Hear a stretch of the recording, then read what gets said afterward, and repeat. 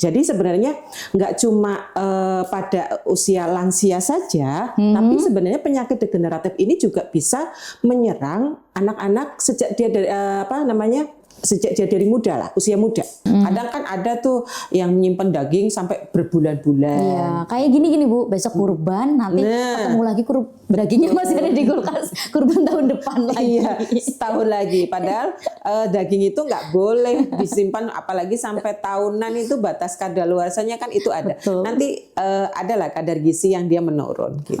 Ya, bagi anak-anak muda, tolong jangan sering begadang gitu ya. Begadang malam dikurangi. Kalau sekarang, Bu, saya itu udah terbiasa kalau tidurnya itu jam 3 pagi atau jam 4 pagi baru blok bisa tidur. Ya, usahakan sekarang dirubah. Pokoknya jam 9 atau maksimal jam 10 itu sudah tidur. Nah, gimana caranya?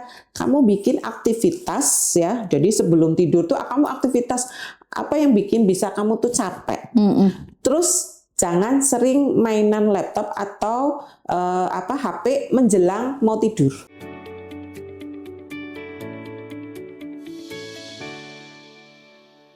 Assalamualaikum warahmatullahi wabarakatuh. Halo Sobat Bunda, berjumpa lagi bersama saya Adelukia Konstantika dalam podcast Amal Bunda. Nah, tempat di mana siapapun bisa bebas membagikan kisah inspiratifnya yang tentunya bisa mengedukasi kita semua. Sobat Bunda, pernah nggak sih kita melihat orang tua kita, kakek kita, nenek kita itu mulai sering mengeluh sakit? Entah itu pegal-pegal, tekanan darahnya tinggi, diabetes, atau bahkan stroke ya. Nah, mungkin banyak orang menganggap hal itu wajar sebagai faktor usia. Tapi sebenarnya apakah semua lansia memang harus mengalami penyakit seperti itu? Atau justru ada cara supaya masa tua mereka itu tetap sehat, aktif, dan bahagia? Nah Sobat Bunda, mungkin di episode kali ini kita akan membahas topik yang sangat dekat dengan kehidupan kita semua ya, yaitu bagaimana cara mencegah penyakit degeneratif pada lansia. Nah untuk itu pada siang hari ini kita sudah kedatangan narasumber kita nih yang akan membedah kasus penyakit degeneratif tersebut. Hari ini kita bersama Ibu Titin Kartiani yang merupakan sarjana sains fisioterapi magister olahraga. Oke, halo Ibu Titin. Halo Mbak Tika. Bu Titin. Iya, gimana? Iya, gimana kabarnya hari ini? Alhamdulillah, luar biasa, loh, sehat. Amin, alhamdulillah ya Bu ya. Kita berkesempatan ketemu di siang hari ini. Kita akan membahas sedikit tentang penyakit degeneratif ya Bu. Penyakit yang memang itu relate banget sebenarnya ya Bu, di program Yayasan Amal Bunda, yaitu Rumah Sahabat Lansia yang memang banyak sekali menangani pasien-pasien lansia gitu. Jadi kan memang di Yayasan Amal Bunda ini kita ada program yang namanya Rumah Sahabat Lansia. Alhamdulillah setiap bulannya kami itu bisa mengadakan cek kesehatan untuk lansia itu 1 bulan sekitar 1.000 pasien. Masya Allah, luar biasa. Iya, alhamdulillah. Dan alhamdulillah banyak sekali lansia-lansia penerima manfaat tersebut yang memang terbantu atas program ini, Bu. Alhamdulillah. Bermanfaat. Jadi, iya, alhamdulillah sangat bermanfaat sekali. Tapi mungkin seiring berjalannya waktu, ketika kita ada di kegiatan tersebut, sempat kan banyak yang ngobrol-ngobrol kayak gitu, seperti lansianya itu kan memang banyak mengalami sakit. Betul. Kayak pegel-pegel gitu, terus diabetes, tekanan darah tinggi, bahkan ada yang stroke juga gitu loh Bu. Yang paling banyak apa? Nah, pegel-pegel sih Bu biasanya. Nah gitu. Nah sebenarnya itu merupakan penyakit degeneratif ya Bu, karena faktor usia. Nah itu sebenarnya apa sih Bu? Mungkin nanti Sobat Bunda di sini bisa atau pengen tahu sebenarnya apa sih penyakit degeneratif itu dan kenapa sih ini sering terjadi pada lansia yang memang yang sudah usia lanjut gitu Bu. Oke, baik. Kalau kita berbicara penyakit degeneratif itu biasanya identik ya. Kenapa sih kok identik dengan lansia? Padahal sebenarnya nggak juga gitu ya. Penyakit degeneratif itu adalah sekelompok penyakit yang bisa mengakibatkan penurunan fungsi organ tubuh, tapi bertahap. Penurunan Gitu. fungsi Iya. organ tubuh Organ tapi tubuh bertahap. bertahap, iya. Dan itu bisa terjadi sejak dari muda. Oh, dari Gitu. muda. Sebenarnya bisa terjadi sejak dari muda. Jadi sebenarnya nggak cuma pada usia lansia saja, tapi sebenarnya penyakit degeneratif ini juga bisa menyerang anak-anak sejak dia dari sejak dia dari muda lah, usia muda gitu. Oke. Cuma memang berkembangnya itu kalau degeneratif itu kan sifatnya dia menurun, ya. Betul, Fungsinya dia degeneratif, Iya. biasanya menurun. Gejalanya bisa terjadi sejak awal, sejak masih muda, tapi diabaikan. Betul. Gitu. Oke. Nah, ini kaitannya biasanya dengan gaya hidup. Iya, pola Gitu. makan kayak gitu ya, Bu. Betul, pola makan. Apalagi anak-anak sekarang gitu Junk ya. food. Junk food satu. Kemudian mageran gitu Mageran, kan. oke. Ya. Saya rasa Mbak Tika nggak termasuk itu ya. Oh, enggak, saya rajin Iya. olahraganya. Kemudian jarang olahraga. Jarang olahraga, kemudian suka makanan atau minuman yang kemasan gitu kan, terutama minuman gitu. Kadang kan anak sekarang itu kan jajannya suka sembarangan kadang ya gitu. Dia nggak tahu bahwa apa yang dia makan, apa yang dia minum, semua makanan minuman yang masuk, yang dia sejak dia masih muda ini akan berimbas ketika dia sudah lansia. Jadi memang kayak betul. gitu, kayak ditabung dari muda gitu ya, Bu. Betul. Dan sebenarnya penyakit degeneratif memang akhir-akhir ini tuh semakin meningkat ya gitu. Berbeda dengan kalau saya bandingkan dengan zaman dulu kala, zaman mbahnya kita, Mbah Buyut, itu kan orang lansia itu jarang lah yang mengalami penyakit-penyakit seperti sekarang. Oke. Bahkan Masih kalau sehat-sehat banget gitu ya, masih Bu. sehat-sehat, umur 80, 70, mereka masih kuat, jalan jauh masih kuat gitu. Ya karena mereka kalau yang zaman dulu itu tidak dimanjakan oleh kemajuan teknologi, tidak dimanjakan oleh makanan yang bermacam-macam rasa gitu. Mereka masih alami lah ya gitu. Gorengan juga mereka jarang konsumsi gitu kan. Minuman kemasan juga zaman dulu kan nggak ada. Beda dengan sekarang. Betul, Bu. Jadi memang faktornya ya dari lingkungan kita sendiri ya, dari tergantung lingkungan. diri kita sendiri mau nggak terjerumus di misal kayak lingkup makan makanan yang junk food, instan, minumannya kita pengawetnya kan biasanya kalau minuman botolan kotakan itu kan banyak pengawet ya, Bu, pengawetnya ya, Bu, biasanya. Berarti jadi kalau banyak orang ya, Bu, menganggap kalau sudah lansia itu pasti sakit-sakitan. Nah, itu kan merupakan, kita masih bingung nih apakah itu mitos atau fakta kayak gitu, dan apakah itu memang hal yang wajar atau memang bisa dicegah nih? Oke. Ya, sebenarnya itu masuknya mitos ya. Gitu. Jadi banyak kok di sekeliling kita itu, terutama yang mungkin tinggal di pedesaan, yang memang dia hidupnya itu misalkan di gunung gitu ya, atau yang dia tidak terbiasa dengan makanan-makanan yang seperti di kota lah, yang junk food kayak gitu. Alhamdulillah dia masih sehat, masih bisa itu manggul padi gitu ya, masih bisa manggul beras yang misalkan 10 kilo, 15 kilo, dia masih kuat gitu. Bahkan sekarang kalau saya rasa itu malah berbalik. Sekarang itu banyak anak-anak muda yang usia 17, 18 atau bahkan 20, mereka sudah mengalami penyakit-penyakit degeneratif kan, contohnya kayak hipertensi. Iya, ada itu anak-anak muda yang sudah menderita hipertensi gitu. Kemudian diabetes gitu. Diabetes, Ibu, biasanya kan memang kayak anak kecil ya. Iya, anak kecil ada yang sudah terkena diabetes gitu. Itu sebenarnya dari konsumsi. Jadi kalau ada mitos bahwa ada kata-kata bahwa kalau sudah lansia pasti akan sakit-sakitan, itu mitos. Tergantung dari gaya hidupnya aja ya, Bu, ya. Tergantung dari gaya hidupnya dia, dari pola makannya dia gitu. Dan itu bisa dicegah kok. gitu. Bisa dicegah kalau misalkan dia waktu mudanya itu aktif ya, aktif menjaga makanan, aktif menjaga pola tidur misalkan. Kemudian aktif untuk berolahraga, gerak gitu, nggak mageran ya. Insya Allah nanti pada saat dia lansia ya dia nggak akan sakit-sakitan gitu. Oke Bu. Kalau misal ya Bu, ini kan mungkin nanti sama masih muda nih. Kita kan biasanya ada cek ya Bu, cek yang kalau misalkan lansia di program RSL itu kan memang ada cek kesehatan, ada apa? Kolesterol, tensi, kolesterol, terus asam urat, lalu ada gula darah ya. Betul. Nah itu kan bisa dideteksi sejak dini gitu ya Bu, sejak dini nanti tergantung evaluasinya dia mau mengubah pola hidupnya atau tidak kayak gitu. Jadi masih bisa diperbaikin. Masih bisa. Sebenarnya penyakit degeneratif itu bisa kita perbaiki atau bisa kita cegah sejak kita muda.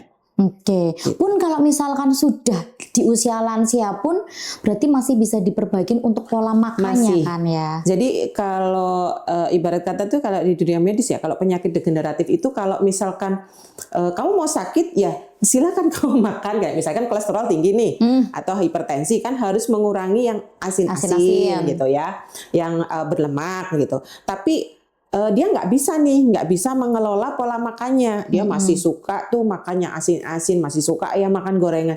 Ya udah, pada akhirnya dia akan sulit untuk ditekan gitu. Apalagi kalau misalkan penyakit degeneratif lainnya adalah misalkan asam urat gitu. Asam urat itu kan pantangannya banyak. Nah, tapi ternyata pasien ini tuh untuk mencegah biar dia makannya itu mengurangi gitu ya kadar purin gitu, dia agak susah gitu.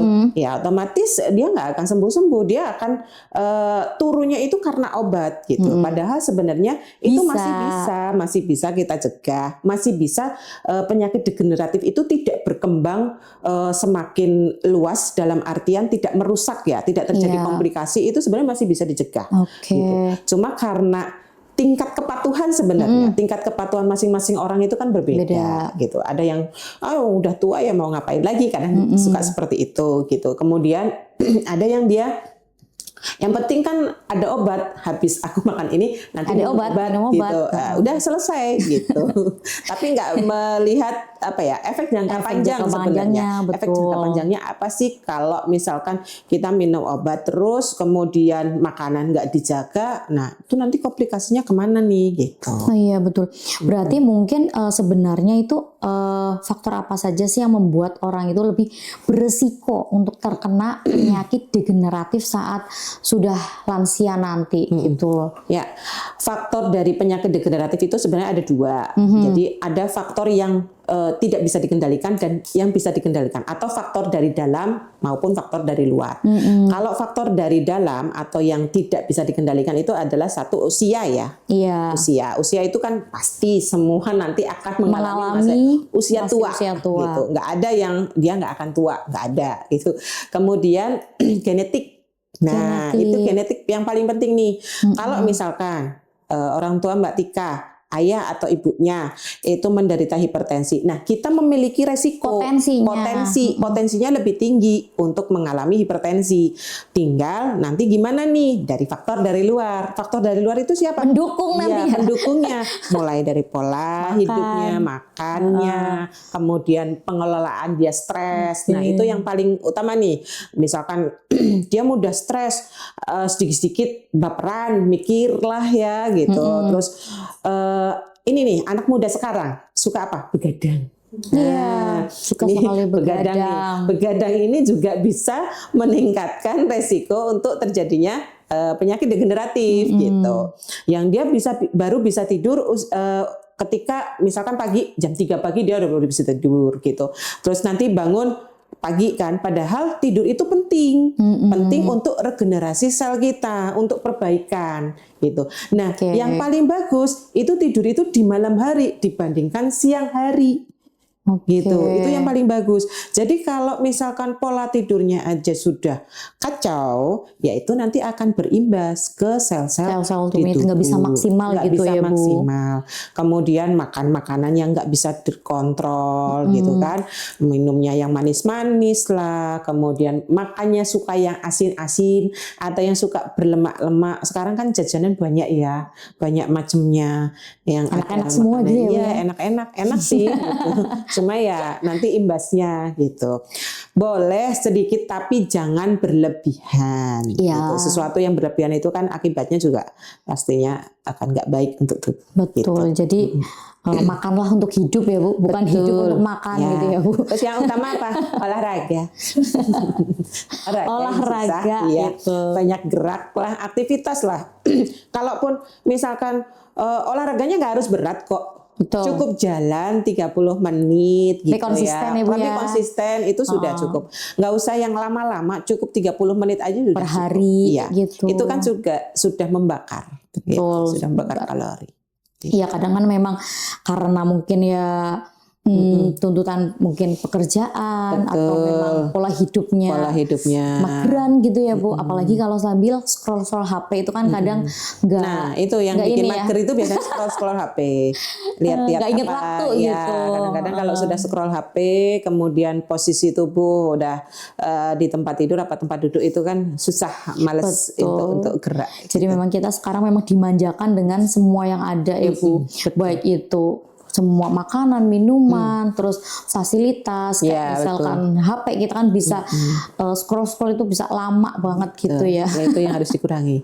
Karena kebanyakan misalkan nih kita tidur di dekat HP, itu kan juga radiasi ke otak juga nggak bagus. Betul. Kemudian sering melihat HP itu juga untuk mata juga nggak bagus, untuk otak juga nggak bagus. Gitu. Betul. Jadi mungkin tanda-tanda awal yang sering diabaikan gitu ya, Bu. Itu bisa menjadikan sinyal awal penyakitnya itu degeneratif. Itu tanda-tanda awalnya mungkin sekitaran apa aja gitu ya, Bu ya. Gitu. Ya, untuk tanda-tanda awal, nah ini yang kadang jarang orang itu paham ya. Terutama kalau masih muda nih. Kalau misalkan sudah mulai sering merasa cepet capek.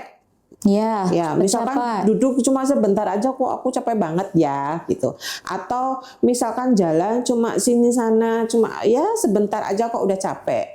Atau nggak ngapa-ngapain kok mudah lelah. Itu sudah tanda itu. Berarti ada sesuatu di tubuh kita yang nggak beres gitu kan. Karena penyakit degeneratif itu kan luas ya.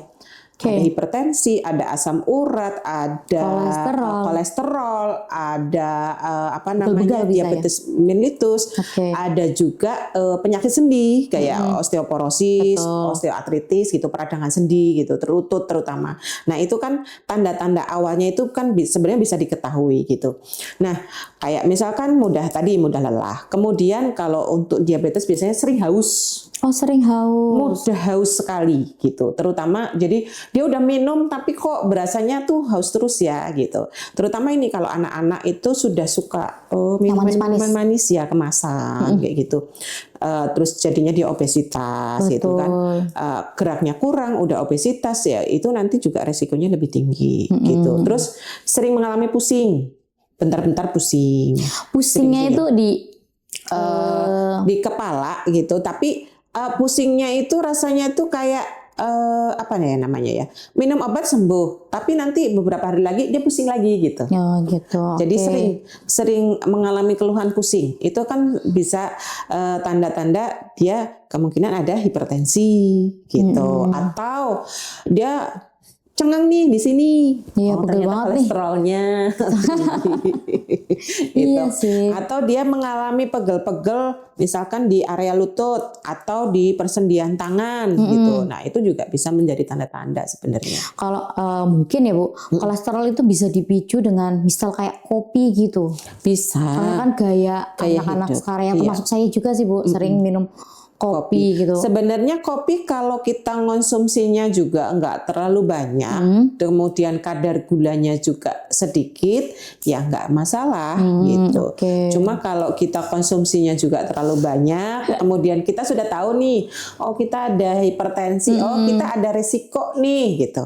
Itu yang bikin memicu gitu sebenarnya. Betul, soalnya kan ya memang gaya hidup sekarang kan kita lihat banyak banget minuman-minuman di minimarket, di pinggiran gitu. Dan sekarang juga hampir semua makanan kayaknya ya, karena kemajuan teknologi ya. Betul sekali. Semuanya tuh serba instan gitu. Mulai dari sayuran pun kita sebenarnya untuk mendapati sayuran yang benar-benar organik itu juga sekarang susah. Karena sekarang juga sistem penanaman, pemupukan sekarang kebanyakan pakai pestisida. Bukan kayak zaman dulu itu, zaman organik, dulu ya pakai pupuk bah-bah buyut. Bah-bahnya kita itu kebanyakan kan kalau nanam kan pakainya pupuk kandang gitu kan, masih alami. Dan zaman dulu juga jarang sekali kita dapati itu orang tua atau lansia atau anak muda itu yang gampang sakit gitu. Paling kalau dulu tuh batuk pilek sudah minum jamu selesai. Gitu. Tapi kalau sekarang itu begitu banyak penyakit bermunculan gitu, yaitu karena pengaruh itu tadi lingkungan kita sendiri. Betul, juga ya Bu ya, karena ya di satu sisi kemajuan teknologi membawa sisi positif. Ya, ada sisi positifnya, ada sisi negatifnya, tergantung bagaimana cara masing-masing individu menyikapinya. Betul. Gitu. Jadi ya memang kemajuan teknologi ya sekarang ya sudah maju banget gitu ya Bu ya. Dari segi makanan juga sayuran kayak gitu juga banyak yang di freezer, maksudnya kayak dibekukan kayak gitu ya. Itu kan juga sebenarnya kan untuk makanan yang dibekukan itu kan ada masa kadaluarsanya, dan masing-masing kayak sayuran, kemudian ikan, daging itu ada. Kalau secara gizi itu ada batas waktunya. Iya. Kapan sayuran ini bisa disimpan, masih bisa vitamin atau kandungannya itu tidak berubah, itu berapa lama dia disimpan di freezer atau disimpan di kulkas gitu, di lemari pendingin itu berapa lama itu ada. Dan mungkin juga karena kebanyakan orang awam mungkin teknik penyimpanannya juga masih salah gitu. Betul. Belum familiar lah gitu dengan batas waktu kadaluarsa penyimpanan sayuran itu berapa lama sih, cabai gitu misalkan ya, atau sayur bayam atau mungkin daging gitu. Kadang kan ada tuh yang menyimpan daging sampai berbulan-bulan. Iya, kayak gini Bu, besok kurban nanti ketemu lagi dagingnya masih ada di kulkas. Kurban tahun depan lagi. Iya, setahun lagi. Padahal daging itu nggak boleh disimpan, apalagi sampai tahunan, itu batas kadaluarsanya kan itu ada. Nanti adalah kadar gizi yang dia menurun. Gitu. Gitu. Jadi mungkin di sini kalau kita ingin mencegah penyakit degeneratif itu, mungkin banyak ya Bu kebiasaan-kebiasaan yang bisa diterapkan dalam kehidupan sehari-hari gitu Bu. Bisa. Sekitar kebiasaan sederhana apa sih Bu yang bisa diterapkan kita sehari-hari supaya bisa mencegah penyakit degeneratif dari sekarang gitu? Banyak sebenarnya, terutama yang satu adalah pola makan dulu deh. Pola makan dulu itu yang harus kita perbaiki ya. Pola makan diperbaiki, misalkan konsumsi minyak dikurangi gitu ya. Kemudian yang asin-asin, kemudian yang berlemak gitu. Itu juga harus ada batasannya ya, tidak yang setiap hari gitu ya. Jadi konsumsi makanan itu yang paling utama. Kemudian yang kedua adalah aktivitas ya, aktivitas tubuh, mulai dari kita ya paling tidak jalan pagi lah, jogging sebentar gitu. Luangkan waktu 15 sampai 30 menit itu sudah bisa lah, sudah bisa sedikit membakar lemak-lemak yang ada di tubuh kita gitu. Tapi paling enggak ya minimal lah 30 menit itu sudah mengurangi gitu. Kemudian nanti kelola manajemen stres. Ya. Kemudian pola tidur ya, pola tidur pola tidur terutama malam ya, bagi anak-anak muda tolong jangan sering begadang gitu ya, begadang malam dikurangi. Kalau sekarang Bu, saya itu udah terbiasa kalau tidurnya itu jam 3 pagi atau jam 4 pagi baru blok bisa tidur. Ya, usahakan sekarang dirubah Pokoknya jam 9 atau maksimal jam 10 itu sudah tidur. Nah, gimana caranya? Kamu bikin aktivitas ya. Jadi sebelum tidur tuh kamu aktivitas apa yang bikin bisa kamu tuh capek. Terus jangan sering mainan laptop atau HP menjelang mau tidur. Nggak selesai-selesai nanti. Nggak selesai-selesai. Tidur-tidur. Ya, karena kan ada radiasi nih. Nah, jadi mata itu dia akan fokus gitu kan. Fokus ke HP atau ke laptop. Nah, akhirnya yang tadinya dia ngantuk jadi nggak ngantuk. Gitu. Pantesan berarti benar ya Bu, kalau misalkan udah pengen tidur kayak gitu mainan HP malah tambah melek gitu. Iya, tambah melek. Jadi kalau udah ngantuk ya sudah, jauhkan HP sama laptop gitu. Terus matikan lampu, udah biar regenerasi sel-sel di tubuh kita itu dia istirahat, kemudian dia akan berproses untuk menghasilkan sel-sel yang baru. Jadi optimal. Besok bangun tidur itu kita udah fresh, bugar. Gitu. Berarti kalau tidur waktu yang minimal berapa jam gitu ya Bu? 6 sampai 8 jam. 6 sampai 8 jam itu khusus tidur malam gitu ya. Iya, itu khusus tidur malam. Iya. Tidur siangnya bisa ditambahin lagi ya Bu? Bisa ditambahin lagi gitu. Kalau tidak sempat tidur siang ya usahakan 1 atau 2 jam lah gitu. Tapi kalau nggak sempat nggak apa-apa, tidur malamnya bisa masih bisa optimal. Tapi kalau siang udah nggak tidur, malam tidur cuma 3 jam, ya sudah. Yang kita rasakan mesti badan kan nggak fresh. Betul. Badan lemas dan biasanya emosinya ya gampang emosi gitu, gampang stres. Nanti ada tekanan pekerjaan, wah stres sampai mikir, besoknya nanti kayak gitu terus gitu. Nah itu yang bikin cepet usianya muda, tapi dalamnya udah ini ya. Iya, tua gitu. Degeneratif gitu. Jadi iya, usianya masih muda tapi iya. Fungsi-fungsinya sebenarnya fungsi tubuhnya sudah turun gitu, sudah mengalami penurunan karena yang namanya penyakit degeneratif itu penyakit yang dia ini penurunan fungsinya itu bertahap, gitu bertahap dan nggak itu kelihatan banget tapi gitu, konsisten dia turunnya. Betul, konsisten dia turunnya dan kadang-kadang nggak disadari. Iya sih Bu. Ya kadang disadari sudah tua karena ya sudah muncul penyakit itu gitu. Iya. Jadi anggapan kembali lagi anggapan orang-orang bahwa kalau tua itu pasti nanti sakit-sakitan gitu. Mitos berarti ya, mitos semuanya. Gitu. Semuanya mitos berarti tergantung sama cara kita untuk menyikapinya, menjaga tubuh kita. Jadi kan memang kalau untuk usia lansia yang mungkin mereka di masa mudanya kurang aware nih sekarang walaupun lansia masih bisa diperbaiki, gitu ya Bu. Iya, dengan sebelum pola terlambat. Hidup, betul. Dengan pola hidup dan mungkin bisa dengan bantuan obat juga. Gitu. Asal dirinya itu bisa konsisten menjaga pola makan. Konsisten dengan menjaga pola makan, aktivitas tubuh gitu. Oke, berarti kalau misal di case-nya program kami ya Bu, di Rumah Sahabat Lansia, kami kan memang memiliki binaan.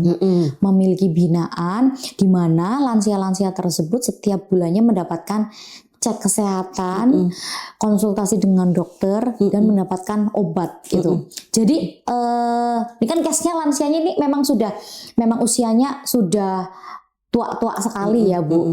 Nah, kalau misal untuk obatnya itu kita kayak stop sebentar kayak gitu, dijedain, kita beri penyuluhan, kita beri edukasi ke mereka untuk mengubah pola hidupnya kayak gitu, apakah masih bisa memungkinkan nggak Bu? Jadi nanti dilihat kondisi pasiennya, gitu. Kondisi pasiennya kan di situ biasanya kan kalau tiap bulan kan kita ini ya ngecek ya. Tensinya gitu. Terus nanti kan ada masing-masing orang tuh ada grafik nih. Betul. Ada grafik yang kita lihat. Ada peningkatan atau penurunan. Kalau penurunan kita cari tahu dulu nih penyebabnya apa. Kenapa penyebabnya gitu. Makanannya gimana. Jadi nanti ada tuh misalkan dari gizi nih. Makanannya Mbah, makanan setiap hari apa nih yang dimakan gitu ya.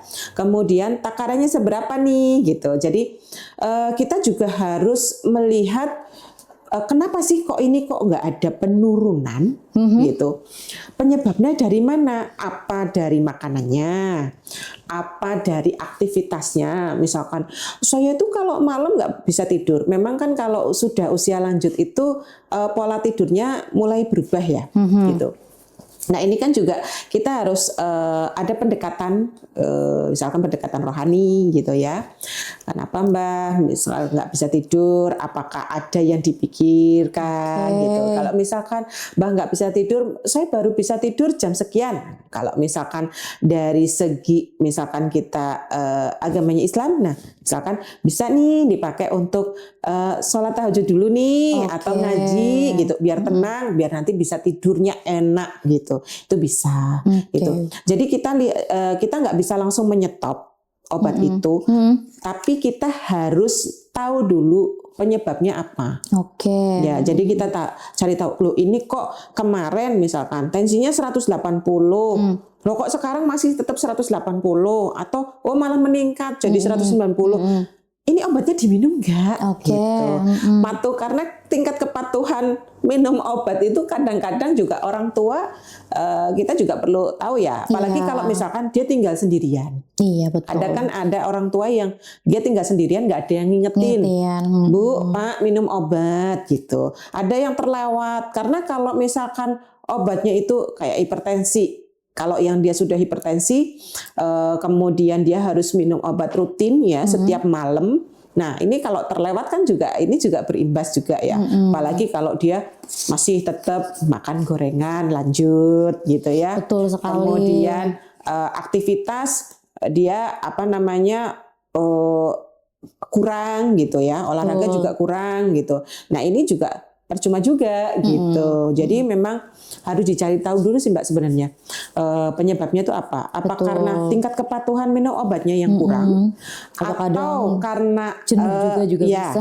pola makannya yang nggak bisa dikelola, atau karena aktivitasnya, atau karena mungkin pola pikirnya masih manajemen stresnya ini yang masih ini. Gitu. Jadi jangan langsung besok nggak dikasih obat dulu gitu. Atau bisa nih misalkan diselingi latihan gitu. Bu, Pak, nanti kalau di rumah ini aktivitas yang bisa dilakukan ya senam-senam ringan aja gitu.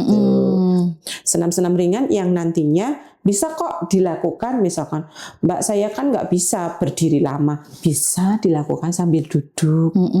Betul. Tapi saya nggak bisa duduk lama, bisa dilakukan sambil tiduran gitu. Iya. Jadi banyak yang bisa dilakukan sih. Oke Bu, berarti memang ya pentingnya menjaga ya Bu, menjaga pola makan, pola hidup, terus juga menjaga kita bisa bergerak atau misalkan nggak mager buat olahraga kayak gitu ya Bu.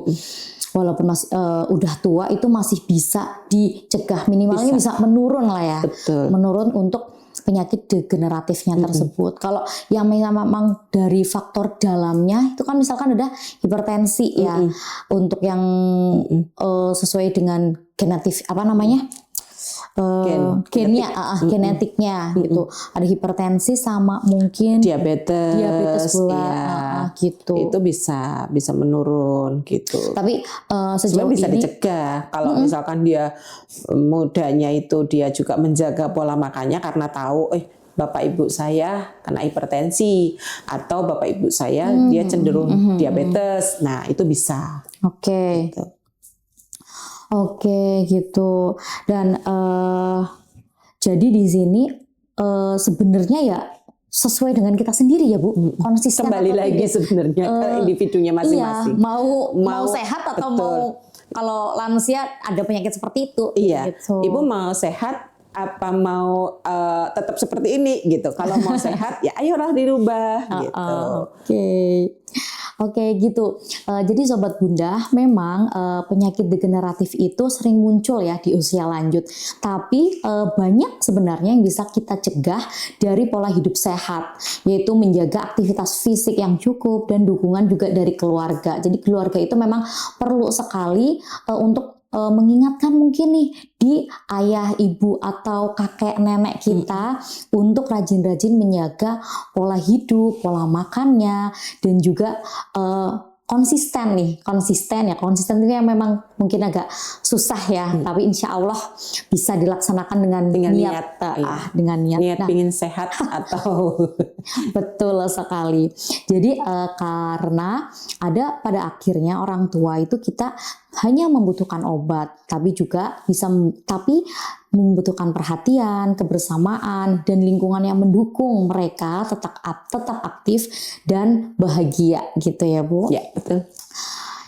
Oke Sobat Bunda, jadi di episode kali ini semoga bisa menjadi pengingat kita semua untuk mulai lebih peduli lagi kepada kesehatan, baik dari diri kita sendiri yang masih muda-muda nih, atau juga ke orang tua kita, kakek dan nenek kita, dan juga bisa menularkan itu ke lingkungan sekitar ya Bu ya. Oke, baik Sobat Bunda, mungkin untuk sekian episode hari ini membahas tentang penyakit degeneratif. Saya Adelukia Konstantika pamit undur diri. Jangan lupa subscribe, like, and share video ini agar semakin banyak masyarakat yang terinspirasi. Dan jangan lupa komen ya di video selanjutnya kita ingin bahas topik tentang apa nih. Oke, terima kasih. Wassalamualaikum warahmatullahi wabarakatuh.